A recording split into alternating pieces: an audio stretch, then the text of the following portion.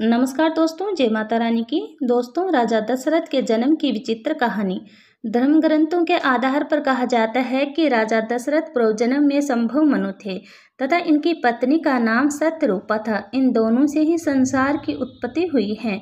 इन्होंने भगवान विष्णु की घोर तपस्या की थी तथा दशरथ कौशल्या के रूप में भगवान विष्णु के माता पिता होने का वरदान प्राप्त किया था।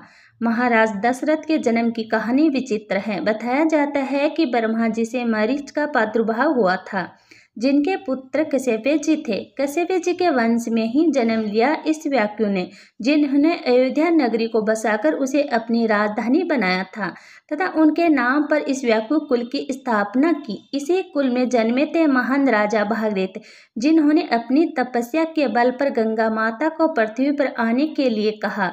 इनके कुल में जन्मे महान राजा रघु, जिसे इस वंश को रघुवंश कहने लगे। इसी कुल में जन्म लिया राजा नाभाग ने, जिनके पुत्र थे राजा अज, जो रघुवंश के 38वें राजा थे तथा दशरथ के पिता थे। दशरथ की माता का नाम इंदुमती था। एक बार राजा अज दोपहर की पूजा कर रहे थे। उस समय रावण उनसे युद्ध करने के लिए आया और उसने दूर से राजा यज को पूजा अर्चना करते देखा। राजा यज ने भगवान शिव की वंदना की और जल पीछे फेंक दिया। यह देखकर रावण बड़ा आश्चर्यचकित हुआ और वह राजा यज के पास पहुंचा तथा पूछने लगा कि हमेशा पूजा करने के बाद जल आगे अर्पित किया जाता है, ना कि पीछे। आपने ऐसा क्यों किया? राजा यज ने उत्तर दिया, जब मैं आंखें बंद करके भगवान शिव की अर्चना कर रहा था, तभी मुझे एक योजन दूर जंगल में एक गाय घास चरती हुई दिखाई दी और देखा कि एक सिंह उस पर आक्रमण करने वाला है। इसीलिए मैंने जल पीछे की तरफ फेंका, जिसे जल ने तीर का रूप धारण कर लिया और उस सिंह की मृत्यु हुई। रावण को यह बात सुनकर बड़ा ही आश्चर्य हुआ, किंतु राजा यज ने कहा, तुम यहाँ से एक योजन दूर जाकर यह सब देख सकते हो। रावण वहाँ पहुंचा और देखा कि एक गाय हरी घास चर रही है, जबकि शेर के पीठ में बाण लगा हुआ है। अब रावण को विश्वास हो गया कि जिस राजा के जल से ही बाण बन जाते हैं और बिना कोई निशाना लगाए ही शत्रु मर जाता है, ऐसे वीर पुरुष को जीत पाना बड़ा ही असंभव है। और वह राजा यज से बिना युद्ध किए ही लंका लौट गए। एक बार जब राजा यज वन में भ्रमण करने के लिए गए थे, तो उन्हें एक बहुत ही सुंदर तालाब दिखाई दिया। उस तालाब में एक कमल का फूल था, जो बहुत ही सुंदर प्रतीत हो रहा था। उस कमल को प्राप्त करने के लिए राजा यज तालाब में कूद गए, किंतु राजा यज जितना भी उस कमल के पास जाते, वह कमल उनसे उतना ही दूर चला जाता और राजा यज उस कमल को नहीं पकड़ पाए। तभी एक आकाशवाणी हुई कि हे राजन, आपको कोई संतान नहीं है, आप इस कमल के योग्य नहीं हैं। ऐसी भविष्यवाणी ने राजा यज के हृदय में एक भयंकर आघात किया।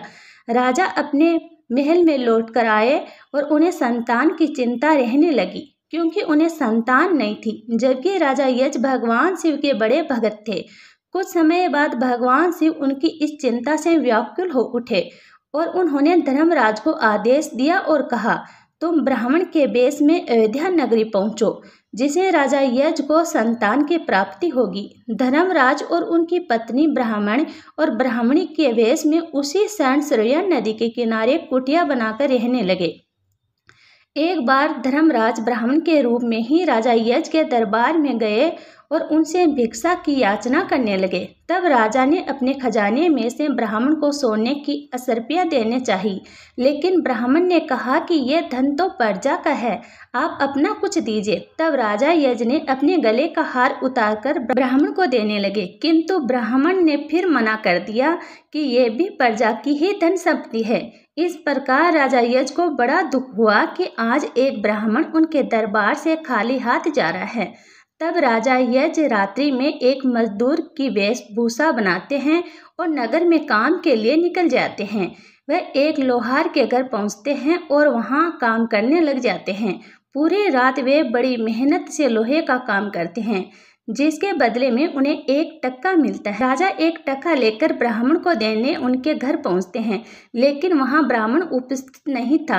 राजा ने वह 1 टका ब्राह्मण की पत्नी को दे दिया और कहा कि इसे ब्राह्मण को दे देना, ये मेरी मेहनत का कमाया हुआ है। जब ब्राह्मण आया तो ब्राह्मण की पत्नी ने वह टका ब्राह्मण को दिया, किंतु ब्राह्मण ने उस टके को जमीन पर फेंक दिया। अचानक आश्चर्यजनक घटना हुई। ब्राह्मण ने जहां टका फेंका था वहां एक गड्ढा हो गया और टका गड्ढे में समा गया। ब्राह्मण ने उस गड्ढे को खोदा और उसमें से सोने का एक रथ निकला तथा आसमान की तरफ चला गया। इसके पश्चात ब्राह्मण ने फिर गड्ढे को खोदा तो दूसरा सोने का रथ निकला और आसमान में चला गया। इसी प्रकार एक के बाद एक 9 सोने का रथ निकले और आसमान की तरफ चले गए। जब 10वां रथ निकला तो उस पर एक बालक था और वह रथ जमीन पर आकर रुक गया। ब्राह्मण ने उस बालक को सीने से लगाया और लेकर राजा यज के दरबार में गया और कहा, हे राजन, इस पुत्र को स्वीकार कीजिए। यह आपका ही पुत्र है जो तुम्हारे 1 टक्का से पैदा हुआ है।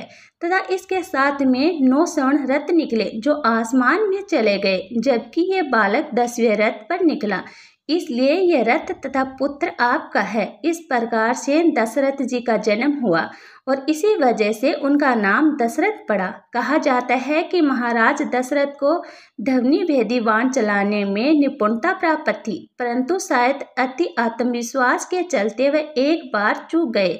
जब दूर कहीं हिरण के पानी पीने की आवाज सुनकर उन्होंने सरसनाधन किया और श्रवण कुमार का वध कर डाला, जिसके अंधे माता पिता ने मरते समय दशरथ को पुत्र वियोग में प्राण त्यागने का श्राप दे दिया, जो राम के वनवास के बाद सत्य सिद्ध हुआ। महाराज दशरथ का राज्य प्रबंध भी बड़ा अच्छा था। सामान्य प्रशासन का कार्य उनके सबसे योग्य मंत्री सुमंत संभालते थे, जबकि युद्ध मंत्री के रूप में दृष्टि उनके मंत्री थे। धर्म कर्म के कार्यों का प्रबंध धर्मपाल नामक मंत्री के जिम्मे में था। पुरोहित के रूप में वशिष्ठ उनके पद प्रदर्शक थे। महाराज विश्वामित्र के आग्रह पर उन्होंने अपने पुत्र राम व लक्ष्मण को भी यज्ञ की रक्षार्थ भेज दिया। महाराज दशरथ को अपने समय में धर्म अवतार माना जाता था और इसी कारण से स्वयं भगवान विष्णु ने उनके घर में पुत्र रूप में जन्म लेना स्वीकार किया था। एक बार राजा दशरथ ने देवताओं की ओर से युद्ध में शामिल होकर देवताओं की विजय में महत्वपूर्ण भूमिका निभाई थी। इसी युद्ध में कैकेयी उनकी सारथी के रूप में गई थी और एक अवसर पर जब दशरथ के रथ की दूरी टूट गई थी, तब कैकेयी ने अपनी उंगली को दूरी की जगह लगाकर उनकी प्राण रक्षा की थी। इसे प्रसन्न होकर ही दशरथ ने कैकेयी को 2 वरदान देने का वचन दिया था, जिनका उपयोग कैकेयी ने राम को होने जा रहे राज तिलक को रुकवाने तथा भरत को राजगद्दी दिलवाने के लिए किया था। बाद में ही वरदान महाराज दशरथ की मृत्यु का कारण बना। राम राम तो सब जपे, दशरथ जपे ने कोई, एक बार दशरथ जपे तो शस्त्र राम जपे होई। दोस्तों, आपको ये कहानी कैसी लगी कृपया कमेंट करके ज़रूर बताएं। वीडियो पसंद आए हो तो लाइक करें और ऐसी ही और भी बहुत सारी कहानियाँ, कथाएं एवं जानकारियों के लिए चैनल को सब्सक्राइब जरूर करें।